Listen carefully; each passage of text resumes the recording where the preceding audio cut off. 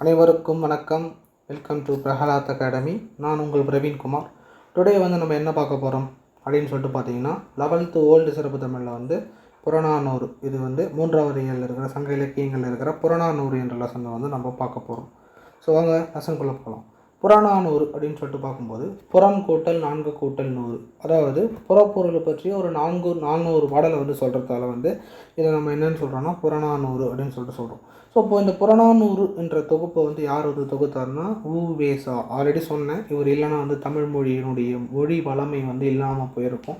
பல்வேறு நூல்களை ஓலைச்சுவடிகளிலிருந்து கண்டுபிடிச்சு நமக்கு கொடுத்ததால தான் இவர் நம்ம தமிழ் தாத்தா அப்படின்னு சொல்லிட்டு இவர் அழைக்கிறோம்.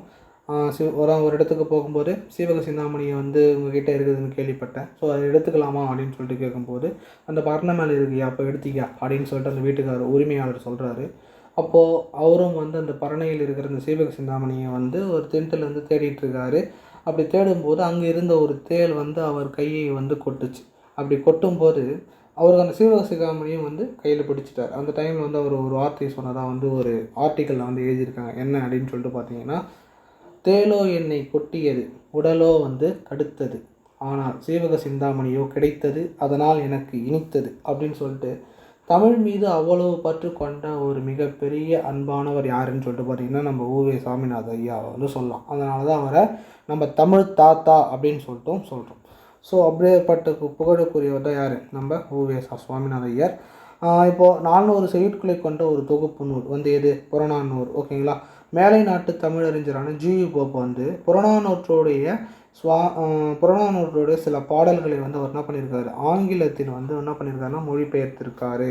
அது மட்டும் இல்லாமல் அது ரொம்ப மிக தொன்மை வாய்ந்த நூல்களுக்கெல்லாம் தொன்மையானதாக இந்த நூல் கருதப்படுறதால தொல்காப்பியத்திற்கு முன்னாடியே, என்னது நம்மளுக்கு கிடைச்ச முதல் நூல் என்னது தொல்காப்பியம் தான். ஆனால் அந்த தொல்காப்பியத்திற்கு முன்னாடியே என்ன பண்ணியிருக்காங்கன்னா அதுக்கு பின்னாடி தோன்றிய செய்யுட்களையெல்லாம் தன்னகத்தை கொண்டு தமிழ் நாகரிகத்துடைய தொன்மை உணர்த்தும் ஒரு பெரிய நூலாக இருக்கிறது தான் இந்த நூல்னு சொல்லிட்டு பார்த்திங்கன்னா நம்முடைய புறநானூறு.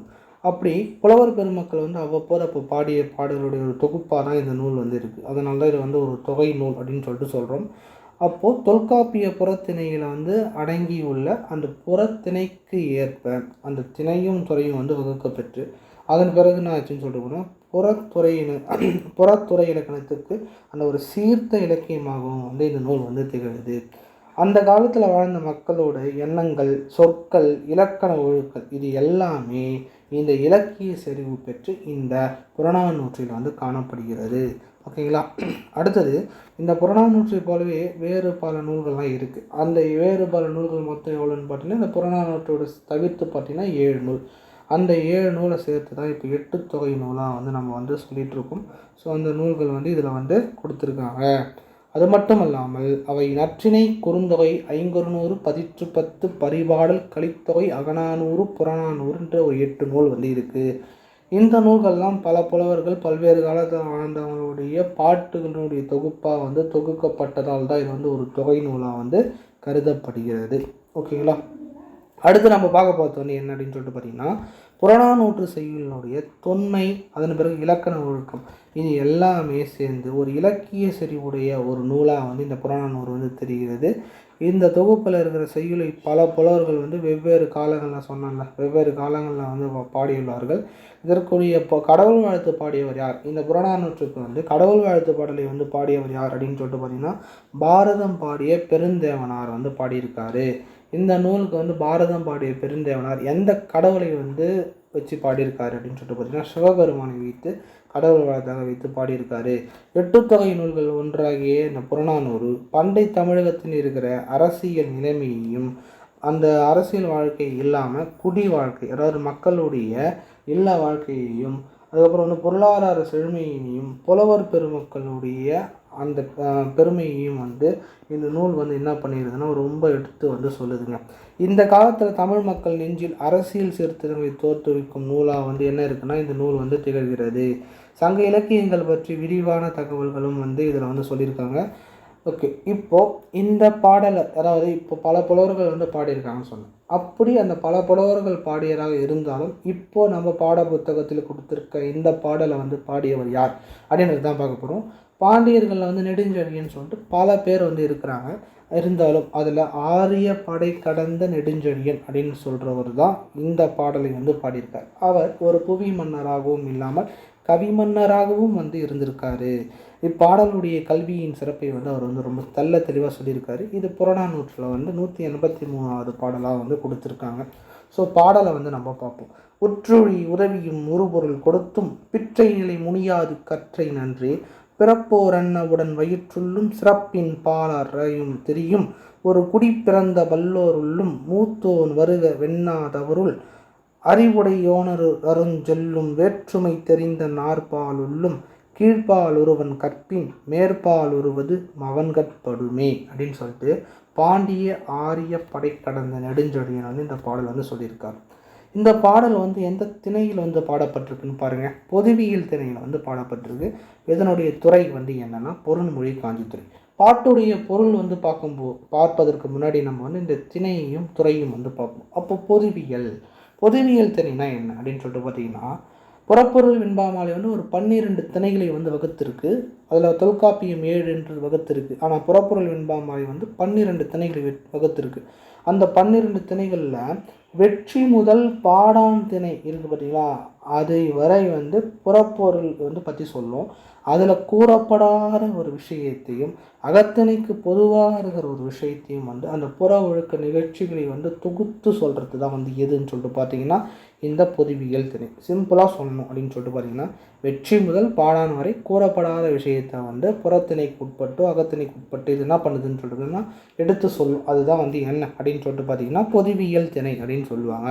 துறை அப்படின்னு சொல்லிட்டு பார்க்குறோம். இதில் வந்து பொருண்மொழி காஞ்சித்துறை அப்படின்னு சொல்லியிருக்கோம். அப்போ பொருண்மொழி காஞ்சித்துறைனா என்ன சார் அப்படின்ட்டு உங்களுக்கு ஒரு டவுட் வரும். அப்படின்னா என்னென்னா, இப்போ இந்த உலகில் வந்து மக்களுடைய வாழ்வதற்கு ரொம்ப இன்றியமையாத சில பொருளாக இருக்கும். அது வந்து என்னென்னா இம்மை மறுமை அப்படின்னு சொல்லுவாங்க. அதாவது அதன் பிறகு அந்த உறுதி பயக்கக்கூடியமான ஒரு சில பொது கருத்தினை வந்து இது கூட சேர்த்து வந்து சொல்லும். அதுதான் வந்து பொருண்மொழி காஞ்சித்துறைன்னு சொல்லுவாங்க. அப்போ இந்த மக்களுக்கு தேவையான இம்மையை பற்றியும் மறுமையை பற்றியும் அதோடு சேர்த்து இந்த மக்களுக்கு பயன் தரக்கூடிய ஒரு பொது கருத்தினை வந்து ஒரு பெரியவங்க ஒரு பெரிய மனுஷன் சொல்கிற மாதிரி வந்து சொல்கிறது தான் வந்து என்னன்னு சொல்லிட்டு பார்த்தீங்கன்னா பொருண்மொழி காஞ்சித்துறை அப்படின்னு சொல்லிட்டு சொல்லுவாங்க. ஸோ இது வந்து உங்களுக்கு கிளியர் ஆகிருக்கணும்னு நான் நினைக்கிறேன். I hope. இப்போ அடுத்தது வந்து இந்த பாடலுடைய பொருள் வந்து நம்ம பார்க்க போகிறோம். பாட்டு என்ன சொல்லுதுன்னா, இந்த பிறப்பால் எல்லாரும் ஒரே தன்மை கொண்டதாக இருக்கிறோம் அப்படின்னு வச்சிங்க. அப்படி இருந்தாலும் அப்படி அந்த பிறப்பால் ஒரே தன்மை கொண்ட ஒரு தாய் வயிற்றில் வந்து பிறந்தவங்களாக இருந்தாலும் கல்வியின் சிறப்பு காரணமாக பெற்றெடுத்த தாயும் கற்று இருக்கிறான் பார்த்தீங்களா, அவனுக்கு தான் வந்து அதிகமான முக்கியத்துவம் கொடுப்பாங்க. கல்வி கற்றவனுக்கு தான் வந்து அதிகமான முக்கியத்துவம் கொடுப்பதாக வந்து இந்த பாடல் வந்து சொல்லியிருக்கு. ஃபர்ஸ்ட் லைன் அதுதான் வந்து சொல்கிறாங்க.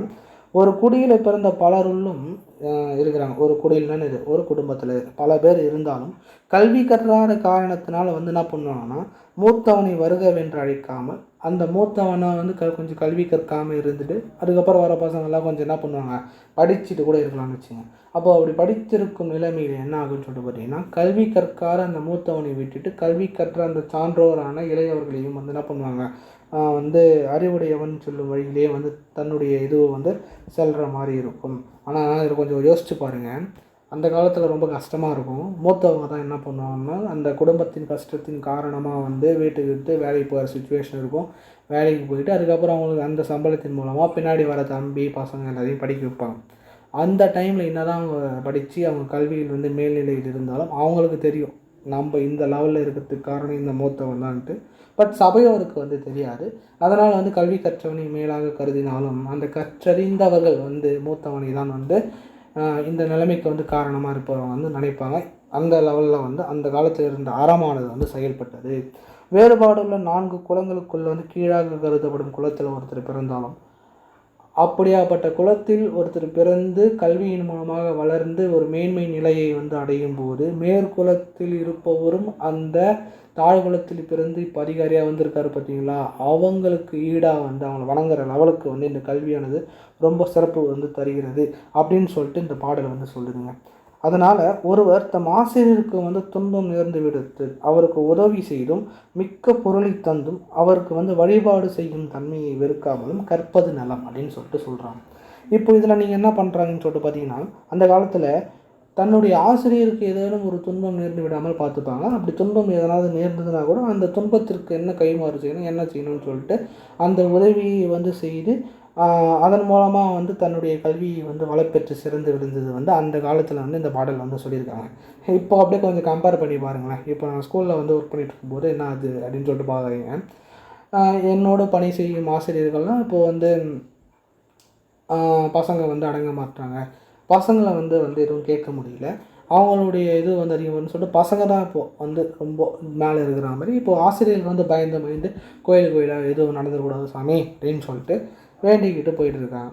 ஸோ அந்த மாதிரியான நிலை வந்து இப்போ இருக்குது. அப்போ வந்து ஆசிரியர்கள் சொல்வதை வந்து மாணவர்கள் கேட்டார்கள், அந்த கான்செப்ட் வந்து இருந்தது. இப்போயும் கேட்குறாங்க, சில டைம் வந்து கேட்கறதில்ல.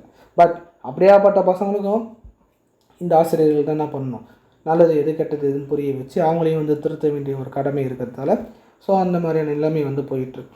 ஸோ என்ன சொல்கிறாங்கன்னா, ஒரு ஆசிரியருக்கு துன்பம் நேர்ந்து விட்ட போது அவருக்கு உதவி செய்தும் மிக்க பொருளை தந்தும் அவருக்கு வழிபாடு செய்யும் தன்மையும் வெறுக்காமல் நீங்கள் வந்து என்ன பண்ணணும், கற்க வேண்டியது ஒரு முக்கியமான கருத்தாக வந்து இங்கே சொல்லியிருக்காங்க. ஸோ இப்போ நீங்கள் என்ன பண்ணணும்னு சொல்லிட்டு பார்த்தீங்கன்னா, இப்போ இந்த வீடியோவை நீங்கள் பார்த்துட்ருக்கீங்க, உங்களால் இது வந்து என்ன பண்ணணும், ஒரு 4 பேருக்கு இந்த வீடியோவை வந்து ஷேர் பண்ண முடியும், இல்லைனா சப்ஸ்கிரைப் பண்ணுங்கள், ஓகேங்களா.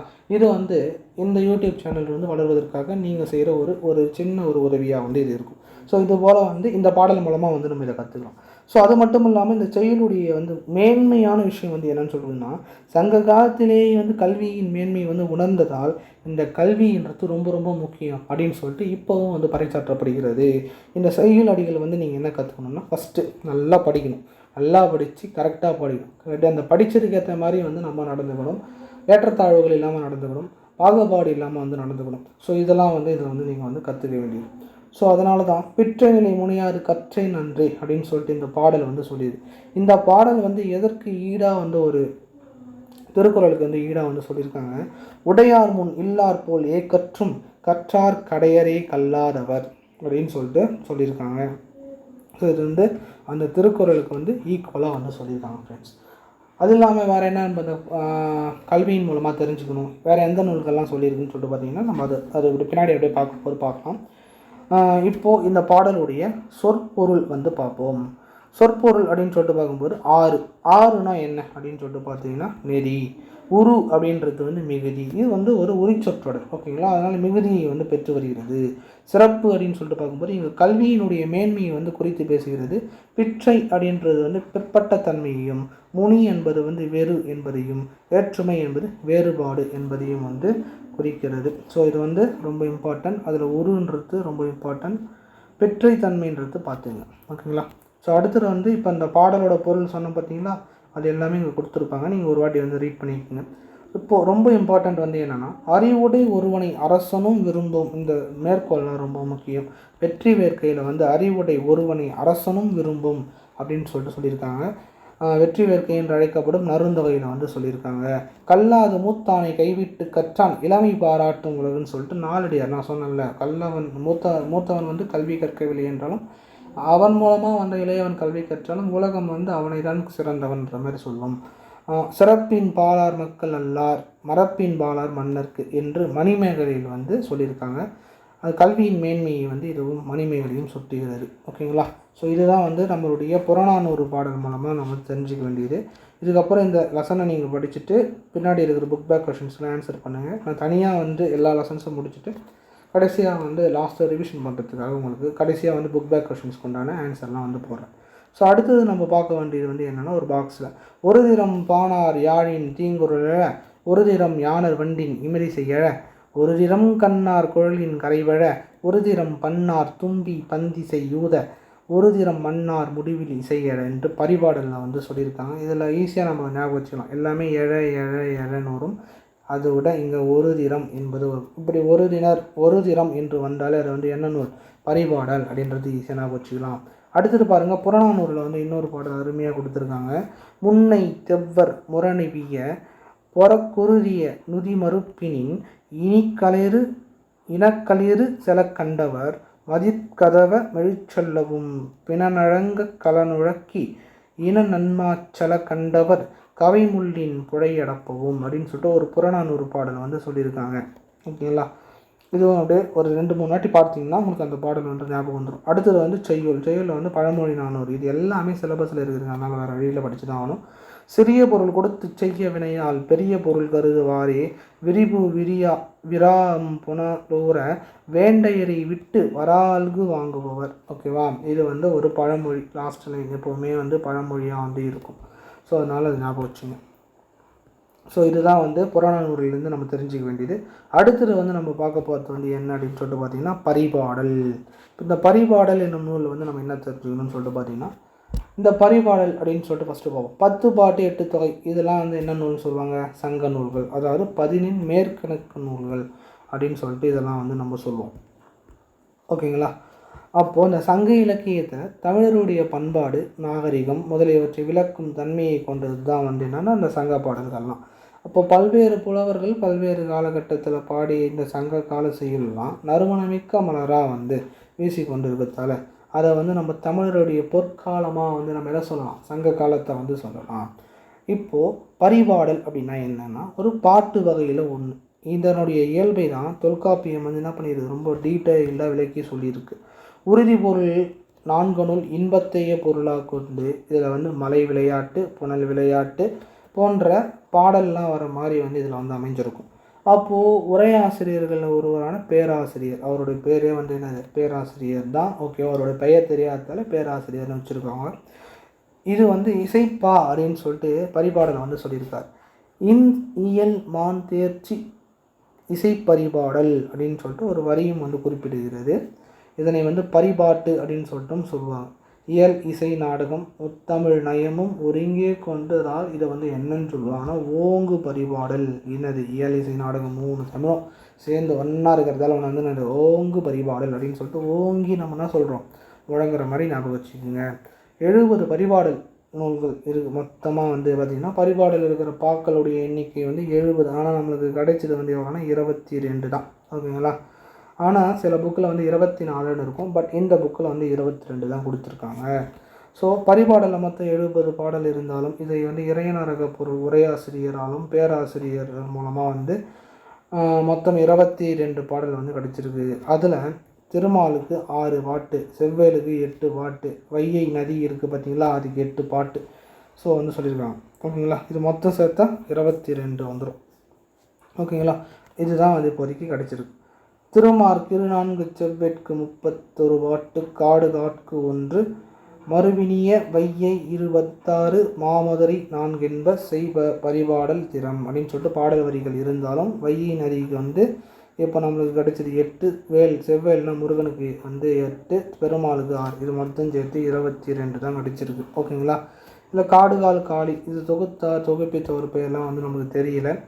தொகுத்த பாடல்களுடைய அடிவரையை பற்றி குறிப்பும் வந்து நம்மளுக்கு கிடைக்கல. ஸோ இப்போ இந்த பரிபாடலுடைய பின் வந்து நமக்கு என்ன நடந்திருக்குன்னு சொல்லிட்டு பார்த்தீங்கன்னா இதனுடைய அடிவரையறைன்னு சொல்லிட்டு பார்ப்போம்னு வச்சிங்களேன். என்ன வரும்னா அடிவரையறை வந்து 25 சிற்றலை. இதனுடைய சிற்றலை வந்து 25, இதனுடைய பேரலை வந்து 400 அடி வரைக்கும் இருக்குது. தொல்காப்பியர் வந்து இதை வந்து சொல்லியிருக்காருங்க. ஓகேங்களா? அப்போது ஒவ்வொரு பாடலுடைய முடிவிலும் வந்து இது என்ன துறையை சார்ந்திருக்கு, இவங்களுடைய இயற்றிய பெயர் என்னென்ன, இது வந்து இசை வகுத்தோரோட பேர் வந்து என்ன அப்படின்லாம் கொடுத்துருப்பாங்க. ஸோ கிடைச்ச 22 பாடலில் வந்து கடவுள் வாழ்த்து பொருளில் வந்து வந்திருக்கு. 14 வந்து ஏனைய 8 பாடலும் வந்து எதை பற்றி சொல்லுதுன்னா வைகை நதியை பற்றி வந்து சொல்லுது. ஓகேங்களா? அப்புறம் பண் வரிசையில் பாடல்கள் அமைந்துள்ளதால் இது வந்து என்னன்னு சொல்கிறோம்னா தேவார பாடல்களை போல் பரிபாட பாடலும் வந்து இருக்குது. இதில் வந்து தேவாரத்திற்கு பன்னடிவு முறை உண்டு. ஸோ அதை முன்னோடியாக வந்து வச்சு பாடின பாடல் தானே இது இந்த பரிபாடல் பாடல். ஓகேங்களா? ஸோ பரிபாடல் பாடல் இடம்பெற்றுள்ள தொல்காப்பியர் என்ன சொல்கிறாங்கன்னா நாடக வழக்கினும் உலகியல் வழக்கினும் பாடல் சான்ற புலனெறி வழக்கம் கலியே பரிபாட்டு ஆயுருபாவினும் உரியதாகும் என்மனார் புலவர் அப்படின்னு சொல்லிட்டு தொல்காப்பிய நூலில் வந்து இந்த பரிபாடலை பற்றினா சொல்லியிருக்காங்க. ஓகேங்களா? ஸோ அப்படியாப்பட்ட பாட்டை வந்து இப்போ கொடுத்துருக்காங்க. ஸோ அதை வந்து நம்ம டீட்டெயிலாக பார்ப்போம். இப்போ வந்து வைகை நதியை பற்றி இங்கே கொடுத்துருக்காங்க ஃப்ரெண்ட்ஸ். அதை வந்து நம்ம பார்ப்போம். இது வந்து ஒரு பாடலாக வந்து நான் பாடுறேன். அந்த பாட்டோட மெட்டு தான் பின்னாடி வர எல்லா பாட்டுக்கும் மெட்டு. நீங்கள் வந்து படிக்கும்போது அந்த மெட்டில் வந்து பாடுங்க. எதுக்கு இந்த மாதிரிலாம் அவங்களுக்கு கொஞ்சம் கஷ்டமாக தான் இருக்கும் நான் பாடுறதுலாம் கேட்குறதுக்கு, என்னடான்ற மாதிரி தான் இருக்கும். பட் இந்த பாடல் வந்து எதனா ஒரு கொஷின் கேட்டால் கூட இந்த ஆள் அன்றைக்கி ஏதோ ஒன்று நடத்தினாருன்னு சொல்லிட்டு உங்களுக்கு ஒரு கொஷின் வந்தால் கூட அது வந்து உங்களுக்கு ஒரு 1000 பேருக்கு முன்னாடி போய் கொண்டு ஒரு நிறுத்தம். அதனால தான் வந்து இந்த அளவுக்கு கொஞ்சம் அன்வான்டாக வந்து பண்ணிக்கிட்டு இருக்குது. ஓகேங்களா? சரி, ஓகே, பாடலுக்குள்ளே போகலாம். விரி கதிர் மதியமோடு வியல் விசு புணர்ப்ப எரி சடை எழில் வேழன் தலையென கீழிருந்து தெருவிடை படுத்த முன் ரொன்பதிர் இருக்கையுள் உருகெழு வெள்ளி வந்தேற்றியல் சேர அருடைய படிமகன் வாய்ப்ப பொருடெறி. இந்த மெட்டில் தான் வந்து எல்லா பாடலுடைய இதுவும் வந்து இருக்கும். அதுக்கப்புறம் ஒருத்தர் வந்து நான் அப்படியே படிச்சுட்டே போயிடுறேன், உங்களுக்கு மீனிங் வந்து புரியும். ஓகேங்களா? ஸோ இந்த பாடலுடைய பொருள் வந்து நம்ம முதல்ல பார்த்துருவோம். விரிக திருமதியும் கூட இருக்குது பார்த்தீங்களா, அந்த பாடலோட பொருள் வந்து நம்ம பார்த்துட்டுனா உங்களுக்கு புரியும். என்ன சொல்கிறாங்க அப்படின்னு சொல்லிட்டு பார்த்தீங்கன்னா, விரிந்த கதிர்களினுடைய திங்கள். என்னடா இது, சூரியனுக்கு தானே கதிர்கள்லாம் இருக்கும், இங்கே என்ன அது திங்களுக்கு வந்து கதிர்னு சொல்கிறாங்க அப்படின்னு பார்க்குறீங்களா? பாருங்கள், விரிந்த கதிர்களினுடைய திங்களோடு அந்த அகன்ற வானில் நம்ம என்ன பண்ணுவோம், படுத்தி சேர்த்ததுன்னு பொருட்டாக வந்து ஒரு கான்செப்ட் வச்சுக்கிட்டு எரி சடையினையுடைய வனாகிய அழகிய களிறு போன்ற சிவபெருமான் வந்து தலைமை கொள்ள. எங்கள் சிவபெருமானுக்கு தானே வந்து அந்த ஜவுரி முடின்னு சொல்லுவாங்க, அந்த சடைமுடி. அந்த சடைமுடி வந்து வானாகிய அழகிய களிறு போன்று காணப்படுது. அப்படி இருக்கும்போது அவனுக்கு கீழ் அமர்ந்திருந்து அறம் கேட்ட முனிவர்கள் 3 பேர் அந்த 3 வீதிகளை வந்து பகுத்திருக்காங்க. அந்த வீதியில் ஒவ்வொருவரும் 9 நட்சத்திரங்களின் இருக்கையை பொருந்திய 12 ராசியாக வந்து விளங்குது. அவற்றில் வெள்ளிக்கோள் வந்து இடப ராசியை வந்து அடைந்தான். செவ்வாய்க்கோள் வந்து மேஷ ராசின்னு சொல்லுவாங்கள்ல, அது மேஷ ராசியை வந்து சேர்ந்தவன். பொருள்களை ஆராய்ந்து அறியும் ஞானவனாகிய புதன் மிதுனத்தில் பொருந்தினான். புலர்கின்ற விடியற் காலைக்கு உரியவனாகிய சூரியன் தனக்குரிய வீடாகிய சிம்மத்திற்கு மேல் வீடாகிய கடகத்துக்கு வந்து உக்காந்துட்டு இருக்கான். இது என்ன ஜாதகம் சொல்கிற மாதிரியே இருக்குதா? அப்படி தாங்க இந்த பாட்டே இருக்கும். ஓகேங்களா? ஸோ அந்த கான்செப்டில் தான் இந்த பாடல் வந்து கொடுத்துருக்காங்க. இந்த பாடல் எல்லாமே எப்படி இருக்குன்னு சொல்லிட்டு பார்த்தீங்கன்னா, மழை பொழிய வையின் நீர் பொறுக்கி ஓடுதல் போல் இந்தந்த டைமில் வந்து இந்தந்த ராசி இந்தந்த கட்டத்தில் உட்காந்துட்டு இருந்தால் எப்படி இருக்கும். நம்மளுக்கு சொல்லுவாங்கள்ல, கண்டிப்பாக நீலாம் வந்து பாஸே ஆக மாட்டேன், எவனோ ஒரு முட்டாள் ஜோசின்னு சொல்கிற மாதிரி சொல்லியிருப்பாங்க. ஓகேங்களா? அந்த மாதிரி தான் இந்த பாடலோட இதுவும் இருக்குது. அந்தணனாகிய குருவானவர். அடுத்த பாடல் பாருங்கள். புந்தி மிதுனம் பொருந்த புலர் விடிகள் அங்கியுயர் நிற்ப வந்தனன் பங்குவின் இல்ல துணைக்குப்பால் எய்த இறையமன் வில்லிற்கடைமகர மேவப்பாம் பொல்லை மதிய மறைய வருநாளில் வாய்ந்த. இந்த பாடல் வந்து என்ன சொல்லுதுன்னா, அந்தணன் ஒருத்தர் இருக்கார்ல, அந்த அந்தணனாகிய குருவானவன் வந்து சனியோட மகர வீட்டுக்கு அடுத்த வீடாக கும்பத்துக்கு பக்கத்தில் போயிட்டு மீனத்துக்கு போகிறாருவா. அப்படி மீனத்துக்கு போகும்போது அனைவரோட உயிரையும் போக்கும் யமனான அந்த விதி சனியானவன் தனுசுக்கு அடுத்ததாகிய மகரத்தில் பொருந்தி இருந்தான். இந்த விதின்னு ஒன்று சொல்லுவாங்க, ஒன்று மட்டும் நம்புங்க, விதியை வந்து வெல்லும் மதி வந்து நம்ம பெற்று இருக்க வேண்டும். ஓகேங்களா? இது வந்து மூட நம்பிக்கையாக சில பேர் சொல்லுவாங்க, அது ஓகே. என்னை பொறுத்த வரைக்கும் கடவுள் என்பது ஒருவன் இருக்கிறான். இதெல்லாம் வந்து இருக்குதோ இல்லையோ ரெண்டாவது பட்சம். நீங்கள் என்ன பண்ணுங்கன்னா, உங்களுடைய உழைப்பு, உங்களுடைய கன்சிஸ்டன்சி கரெக்டாக நீங்கள் கொடுத்துக்கிட்டு உங்களுடைய வேலையை நீங்கள் பார்க்கும்போது அந்த விதியை வெல்லும் மதி வந்து உங்களுக்கு கண்டிப்பாக கிடைக்கும். அதனால் நீங்கள் ரெகுலராக கன்சிஸ்டன்சியாக ரொம்ப கான்ஃபிடெண்ட்டாக ரொம்ப நம்பிக்கையோடும் தெளிவோடும் நீங்கள் படிக்கணும். அதை வந்து எல்லாமே படிச்சுட்டு போயிட்டீங்கன்னா விதியே உங்கள்கிட்ட மண்டி போட்டு எப்பா நான் உனக்கு வேலை கொடுத்துட்றேன்டான்னு சொல்லிட்டு கையை கட்டிக்கிட்டு நின்றுட்டுருக்கோம். ஓகேங்களா? அதனால் அதை மட்டும் பார்த்துங்க.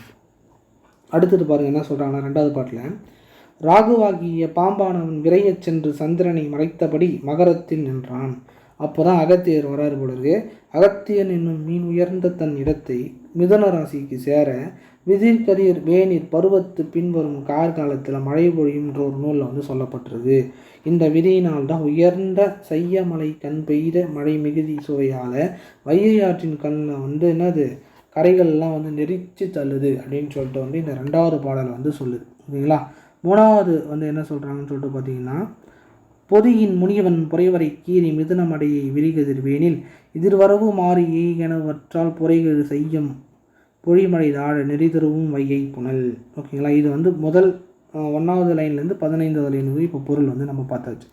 3வது வந்து நம்ம பார்க்க போகிறது வந்து என்னன்னு சொல்லிட்டு பார்த்தீங்கன்னா, வரையன புன்னகமும் கரையன சுரபுன்னையும் வண்டரை ஈய சண்பகதிரை தன்பதம் மனைமாமரம் வல்வீரம் சினைவலர் வேங்கி கணவிரி காந்தன்.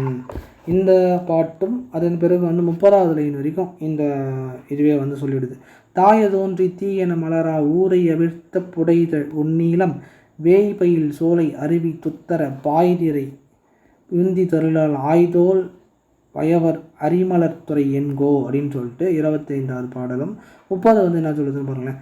அரிமலர் மீட்போர்வை ஆரந்தாழ் மார்பில் ரிரை நுரை மென்புகுட்டு தேமனச் சாந்தின் அறிவை எதுதானை என்கோகள் என்னு பருகு படிமிடரென்கோ பெரிய திருமருத நீர்ப்பூந்துரை. இந்த பாடல் என்ன சொல்லுது அப்படின்னு சொல்லிட்டு பார்த்தீங்கன்னா, வாய்ப்பகுதியில் வந்து புன்னகையோட மலர்களும் ஆற்றின் கரையில் உள்ள சுரபுன்னை பூக்கள்லாம் இருக்குது. அப்போ அங்கே மொய்ச்சிட்ருக்க அந்த வண்டுகள்லாம் வந்து சண்பக மலர்களையும் அந்த குளிர்ச்சியாக இருக்கிற அந்த பூக்களையும் வந்து வீர மரத்து மலர்களையும் என்ன பண்ணுதுன்னா கிளைகளில் போயிட்டு அந்த வேங்கையோட பூக்கள்லாம் போயிட்டு கொஞ்சம் கொஞ்சமாக பூ போயிட்டு என்ன பண்ணுது, தேனை உறிஞ்சும் பார்த்தீங்களா. அந்த மாதிரி அந்த உதிர்ந்த தோன்றி பூக்களையும் தீயை போன்று மலர்ந்த அந்த தழைத்த தோன்ற பூக்களும் இந்த காற்று மோதத்தால் கட்டவிழ்ந்த அந்த இதழ்களை கொண்ட நீலப்பூக்கள்லாம் மூங்கில் மேலே மோதி நெருக்கமாக வளர்ந்துள்ள அந்த சோலை மாறி அந்த இடம் வந்து இருக்குது. பாயும் அந்த அலையுடைய நீரானது அவரை தள்ளி கொண்டு போகிறதால அந்த மருது நீர் பெருந்துறையானது வலியவர் பூப்பறிக்கும் கோளால் அழகிய மலர்களை தொகுத்து குவித்து வைக்கின்ற ஒரு மண்டபம் போல இருக்குன்று சொல்கிறாங்க. அழகிய மலர்களான அந்த மேற்பார்வையோடு மலையில் உள்ள முத்துக்கள் பொருந்திய மார்பினையும் அலைநுரையாகிய மென்குமிழ்களையும் இந்த மனத்தோடு கூடிய சந்தன குழம்பினையும் உடைய அந்த வையை போன்ற பெண் இருக்காங்க பற்றியா, அவங்க என்ன சொல்லும் அதை பற்றி. கல்லை வாயிற்கொண்டு பருகும் நிலமகளின் மிடரு என்று கூறு. மிடருனான்னு இது கழுத்து, ஓகேங்களா. இது உமைகள்லாம் எதை வச்சு நான் சொல்லுவேன் அப்படின்னு சொல்லிட்டு இந்த 30வது லைன் வரைக்கும் வந்து சொல்லியிருக்காங்க. அடுத்தது ஆனா நிறைமை அலத்தரு பக்கம் போல். அடுத்த வரி பாருங்கள். ஆனா நிறைமை அலர்த்தரு பக்கம் போல நாளி நாளி நலிவரை சிலம்பு தொட்டு நிலவுட்பறந்தாங்கு நீர்நிலம் பரப்பி உலகு பயம் பகர ஓம்பு பெரும்பக்கம் வழியது பக்கத்தமருண்டி மதிநிறை வழிவதின் வரவு சுருங்க என்மதி நிறைவா இருண்மதி போல நாள் குறைபடுதல் காணுனர் யாரோ சேனிகந்து கல்லூர்ந்த மானிழை வையை வயத்தனிதேகு யானரிரு நாள் பெற. இந்த பாடலை வந்து யார் பாடியிருக்காரு அப்படின்னு சொல்லிட்டு பார்த்தீங்கன்னா நல்லந்துவனார். இந்த இதுக்கு வந்து பாளையாளில் பாடப்பட்டிருக்கு. நாகனார் பண்ணின் மூலமாக வந்து பாட்டிருக்கு. இந்த பாட்டோட பொருள் வந்து என்ன அப்படின்னு சொல்லிட்டு பார்த்தீங்கன்னா, வளர்பிறை வந்து தொடங்குது. நாளுக்கு நாள் வந்து அந்த நிலா வந்து நிறைவடைஞ்சு ஒளியால் வந்து செவ்வைன்ட்டு ரொம்ப ஒளி புரிந்துதான் வந்து மாறிட்டுருக்கு.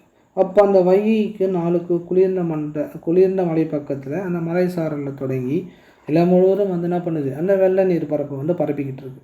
அப்போது உலகம் பயன்பெற்று சிறக்க மாதிரி இந்த நீர் வளம் வந்து என்ன பண்ணுது, உயிர்களை வந்து பாதுகாக்கவும் செய்கிறது.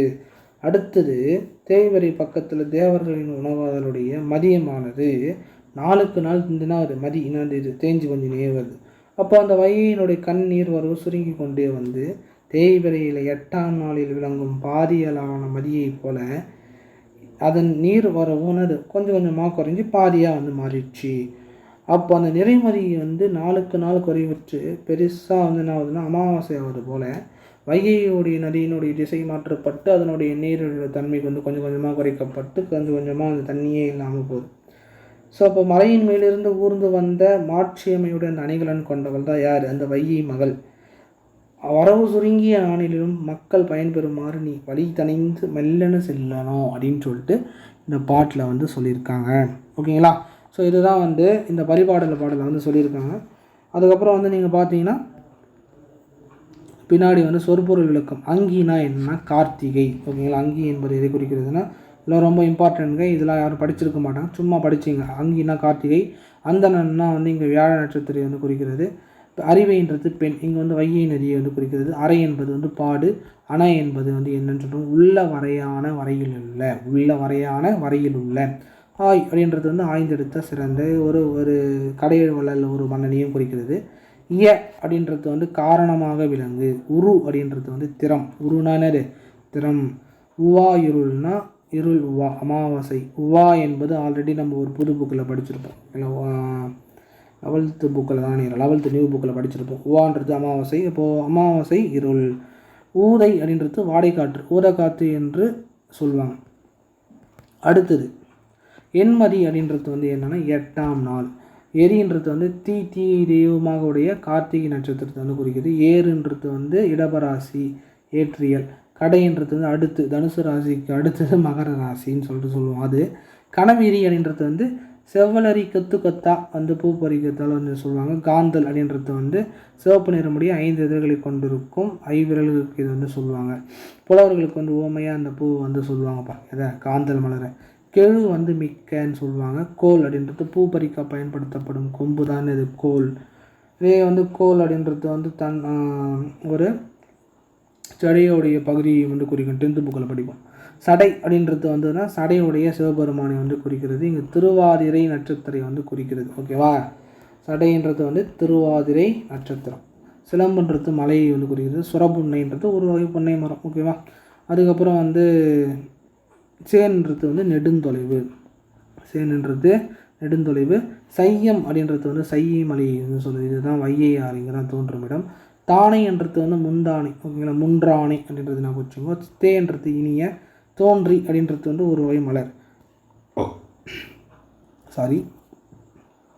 வெண்தோன்றி செந்தோன்றி முதலிய வகைகள்லாம் இருக்குது. தீயன் அப்படின்றது வந்து செந்தோன்றி பொருளாக வந்து சொல்லணும். நலி அப்படின்றது செறிந்த மரங்கள் செறிந்தன்னு சொல்லிட்டு சொல்லுவாங்க. நிறை அப்படின்றது வந்து கலை பிறை அப்படின்னு சொல்லிட்டு சொல்கிறாங்க. நிறைன்றது கலை பிறைன்னு சொல்லுவோம். நீலம்ன்றது கருங்குவளை மலர். இதுதான் வந்து நம்ம சனி பகவானுக்கு சாத்தணும்னு சொல்லிட்டு பரிகாரங்க அப்படின்னு சொல்லிட்டு சொல்லுவாங்க.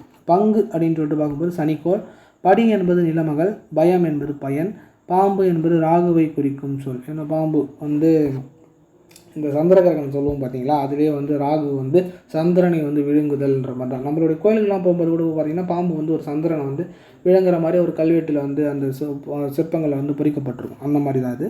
புந்தி அப்படின்றது வந்து புதனை வந்து குறிக்கும். புதன் என்பது வந்து தூய தமிழ்ச்சொல். ஓகேங்களா? அடுத்தது பெரும்பக்கம் அப்படின்றது வந்து வளர்பிறையினால். புகுட்டுன்றது வந்து நீர்க்குமிழ். மனை மாமரம்னா தேற்றாமரம். தமிழ் மருத்துவத்தில் இதற்கு தேற்றான் கொட்டை, இல்லம், தேறு, சில்லம், கதகம் இதெல்லாம் வந்து சொல்லுவாங்க. மிடரு அப்படின்றது நான் சொன்னேன்னா கழுத்து. ஓகேங்களா? அடுத்தது முனிவன்னா அகத்தியனை குறித்து நிற்கும். இச்சொல்லு வந்து அகத்தியன் என்ற நட்சத்திரனை வந்து சொல்லுது. அடுத்தது வந்து யமன் அப்படின்றது வந்து யமனாகிய தன்மையுடைய சனி பகவான், ஊறு விளைவிப்பவன் அப்படின்னு சொல்லிட்டு சொல்லுவாங்க. ஓகேங்களா? யமனாகிய தன்மையுடைய சனி பகவான் அப்படின்னு சொல்லுவாங்க. ஆக்சுவலாக நான் ஒரு ஆர்டிக்கல், அதாவது ஒரு புக்கில் வந்து படிச்சுட்டு இருக்கும்போது சனி பகவானுடைய மகன் தான் யாருன்னா யமன் அப்படின்னு சொல்லிட்டு போட்டிருக்கோம். ஓகேங்களா? எதில் படித்தேன்னா ஒரு புக்கில் படித்தேன், அதை மட்டும் நோட் பண்ணிங்க. வயலர் அப்படின்றது வந்து வலிய வயவர், வலிய குடியினர். இங்கே பூ பறிக்கும் குடியினரை வந்து குறிக்கிறது. வருடை என்பது மேடம், மேஷராசியை வந்து சொல்லுது. ஓகேங்களா? இதுதான் வந்து இந்த பாட்டில் கொடுத்துருக்க சொல்லும் பொருளும். இன்னும் இருக்குது. வரைன்றது மலை. வால் அப்படின்றது வந்து நெடிய. விசும்பு அப்படின்றது வந்து வானம். வியல்னா அகன்ற. வில் என்றது தனுசு ராசியை சொல்லுது. வீரம்ன்றது வீரை என்னும் மரம். அதை வாழை மரத்துக்கு வீரை என்னும். அப்போ இது கேட்கறதுக்கான வாய்ப்பு இருக்குங்க. வாழை மரத்துக்கு இருக்கிற வேறு பேர் தான் இது வீரை மரம். வெள்ளின்றது வந்து வெள்ளிக்கோளை சொல்லுது. வேங்கைன்றது வேங்கை மரம். வேயின்றது மூங்கில். இதெல்லாம் தெரியும். அடுத்தது வந்து நம்ம பார்க்க போகிறது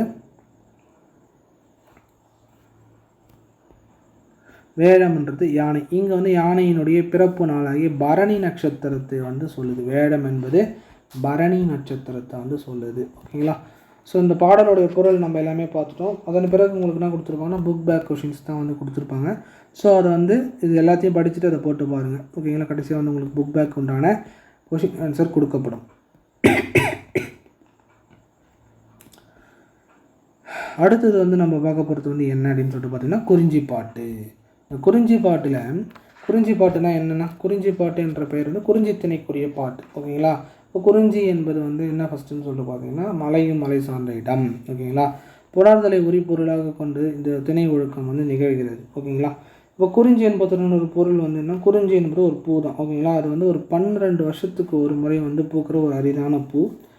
அதனுடைய சிறப்பு பற்றி அந்த நிலத்துக்கு பெயராக இருக்கிற பின்னர் அது புணர்ந்து ஒழுக்கத்தையும் வந்து குறிப்பதாக இருக்குது. குறிஞ்சிக்கு நிலம் வந்து மலையும் மலை சார்ந்த இடம். ஸோ இதெல்லாம் வந்து இப்போ நம்ம பார்த்தோம். உரையாசிரியருடைய கருத்து வந்து என்ன அப்படின்னு சொல்லிட்டு பார்த்தீங்கன்னா, இந்த நிலத்தில் இருக்கிற பெயர்கள் அவற்றின் ஒழுக்கமாக கூறிய உரி பொருட்களை பொறுத்து வழங்குகிறாங்க. குறிஞ்சிக்குரியதாக வந்து இது இருக்கிறது. புணர்தல் என்பது வந்து குறிஞ்சி என்பது ஒரு பெயருங்க. விளக்கமாகிய சுடர்ந்த இடமே விளக்கெனப்பட்டது போல குறிஞ்சி ஆகிய ஒழுக்கம் நிகழ்ந்த இடமும் குறிஞ்சி எனப்பட்டதுன்னு சொல்லிட்டு களவியல் உரை ஆசிரியர் வந்து சொல்லியிருக்காங்க. பாட்டு கற்போருக்கு வந்து கற்கப்படும் பொருள் வந்து நன்கு பதியுமாறு இன்னோசை பொருந்த கவிஞனார் செய்யப்படுவது போல இந்த குறிஞ்சி பாட்டில் வந்து சொல்லியிருப்பாங்க. ஸோ இந்த பாட்டில் ரொம்ப இப்போ இம்பார்ட்டன்ட் பார்த்தீங்கன்னா 10 பாட்டு இருக்குது. அந்த 10 பாட்டில் ஒரு பாட்டு தான் இது இந்த குறிஞ்சி பாட்டு. அதில் வந்து என்னென்னலாம் இருக்குன்னு சொல்லிட்டு பார்த்தீங்கன்னா திருமுருக ஆற்றுப்படை, புறநார் ஆற்றுப்படை, சிறுபான் ஆற்றுப்படை, பெரும்பான் ஆற்றுப்படை, முல்லைப்பாட்டு, மதுரை காஞ்சி, நெடுநல்வாடை, குறிஞ்சி பாட்டு, பட்டணப்பாலை, மலைப்படுகிறான். இதுதான் வந்து 10 பாட்டு நூல்கள்னு சொல்லுவாங்க. அதில் வந்து குறிஞ்சி பாட்டு அப்படின்னு சொல்கிறது வந்து நம்ம பார்க்க போகிறோம். இதில் மொத்தம் 261 அடிகள் வந்து கொண்டு இருக்குது. ஓகேங்களா, இது குறிஞ்சி பாட்டு 261 அடி வந்து கொண்டு இருக்குது. ஸோ ஆசிரியருடைய வரலாறுன்னு பார்க்கும்போது ஆசிரியர் அண்ணா பிரகத்தனை வந்து தமிழறிவிப்பதற்காக கபிலர் பாடியது. ஓகேங்களா, அப்போ குறிஞ்சி பாட்டோடைய ஆசிரியர் வந்து கபிலர். இப்பாட்டு வந்து திருவாரூரர் மூதூரில் பிறந்தவர். சிறுத்த செய்யுள் செவ்வாயின் விருத்த கேள்வி விலங்கு புழக கபிலன் அப்படின்னு சொல்லிட்டு இவருடைய பெருமையை வந்து சொல்கிறாங்க. இவர் வேல்பாரியினுடைய உயிர் நண்பரும் இவர் தான். அவைகால புலவரமாக அவர் இருந்திருக்கார். 500 நூற்றில் வந்து குறிஞ்சி பொருளை பற்றி சொல்லியிருக்காரு. கலித்தொகையிலையும் குறிஞ்சி கலி வந்து இவர் தான் பாடியிருக்காரு.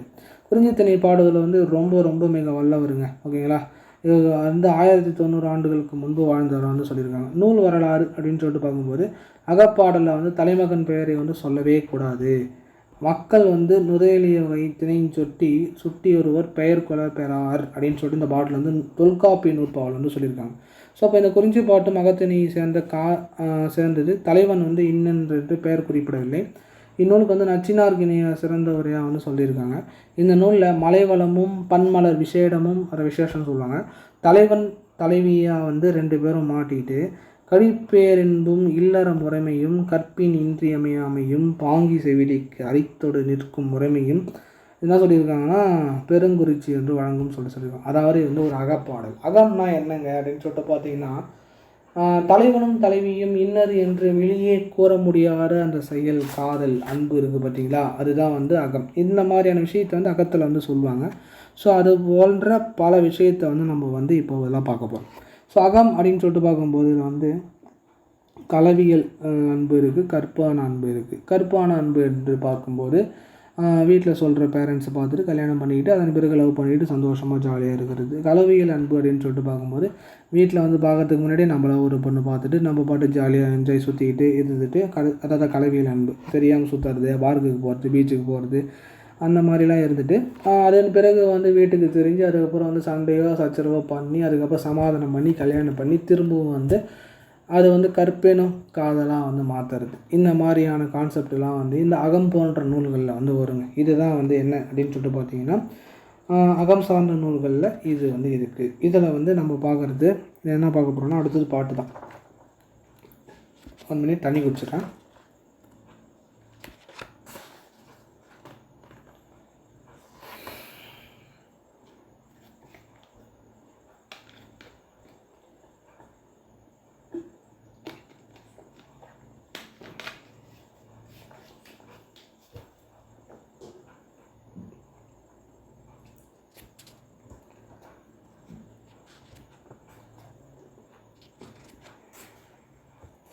ஓகே, இந்த பாடலுக்கு போவாங்க.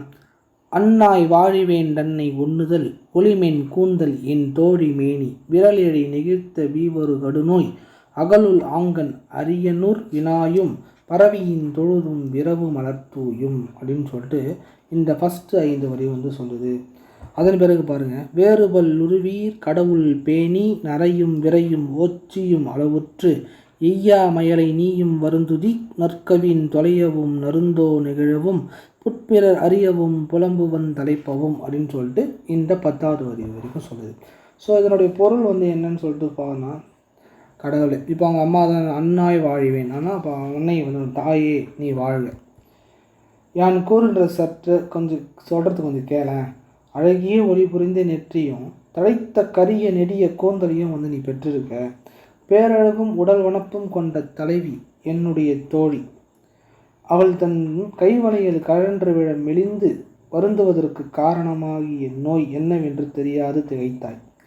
அதை அறிய இங்கே ஊருள்ளவர்களை அணுகியிடம் கட்டடம் கட்டியும் சோழிகள் உருட்டியும் இது தெய்வத்தால் வந்த நோய் என்று சொன்னதை நம்பி தூபதீபங்களை காட்டி மலர்கள் தூவி பணிந்து தொழுதும் துரித்தும் கூட அவளுக்கு அந்த வந்துள்ள நோய் போகவே இல்லையே. அந்நோய் தீரா வருடத்தில் அவள் தவிக்கிறா அப்படின்னு சொல்லிட்டு இந்த ஃபஸ்ட்டு பாடல் சொல்லுது. ரொம்ப இன்ட்ரெஸ்டிங்காக இருக்குல்ல? அப்படி தான் இருக்கும் இந்த மாதிரி விஷயம்லாம். ஸோ என்ன சொல்கிறாங்கன்னா, கடவுளாண்ட போய் கேட்குறாங்க, என்னென்ன தாயே நான் என்ன சொல்கிறேன் கொஞ்சம் கேள். அழகிய ஒளி புரிந்து நெற்றி உனக்கு இருக்குது, தடைத்த கரிய நெடிய கூந்தலும் உனக்கு இருக்குது, அப்படி பேரழகும் உடல் உணர்த்தும் கொண்ட தலைவி என்னுடைய தோழி அவள் தன் கைவளையில் கழன்று விட மெலிந்து வருந்துவதற்கு அந்த அளவுக்கு ரொம்ப ஒல்லி ஆகிட்டாங்களாம். ஓகேவா? ஒல்லி ஆகிட்டு ரொம்ப காதலனை பார்க்க முடியாமல் தவிக்கிறாங்க போல இருக்குது. அதனால் வதனம் ஏற்பட்டு உடலிலும் வதனம் ஏற்பட்டு ஒரு 10 கிலோ குறைஞ்சிட்ருப்பாங்கன்னு நினைக்கிறேன். குறைஞ்சி அவங்களுடைய வலையிலே கீழே விழுதான். அப்படி விழும்போது அந்த நோய்க்கு காரணம் என்று தெரியாமல் திகச்சிட்டு இருக்கும்போது இந்த ஊரில் இருக்கிறவங்க அணுகி கேட்குறாங்க. அவங்களுக்கு நான் தெய்வ குத்தம்னு சொல்லிட்டாங்க. ஸோ அதனால் அந்த தெய்வத்தால் நோயின்றதை நம்பி உனக்கு செமையாக நான் என்ன பண்ணேன், தெய்வங்கள்லாம் காமிச்சிட்டு மலராக மாலையாக போட்டுட்டு உனக்கு தொழுதுட்டு இருந்தேன். அப்படி பண்ணியும் என் பொண்ணுக்கு நோய் தீரலையே, என்னுடைய தோழிக்கு நோய் தீரலையே, நான் அப்படியாப்பட்ட நோய் என்னன்னு சொல்லிட்டு நோய்கிறான். அப்போ கடவுள் சொல்ல முடியும் காதல் என்னும் நோயின்ட்டு. ஸோ இதுதான் ஃபஸ்ட்டு அந்த 10 வரிகள் சொல்லுகிறது. ஓகேங்களா ஃப்ரெண்ட்ஸ்? இப்போ 45 நிமிடம் ஆக போகுது. இதுக்கு மேலே சொன்னாலும் நம்மளோட மைண்டு கொஞ்சம் அப்படியே ஸ்டக்காகி நிற்கும். ஸோ அடுத்த வீடியோவில் அடுத்த பாடலிருந்து உங்களுக்கு இந்த இன்ட்ரெஸ்டிங்கான கதையை நான் சொல்கிறேன். So thank you all.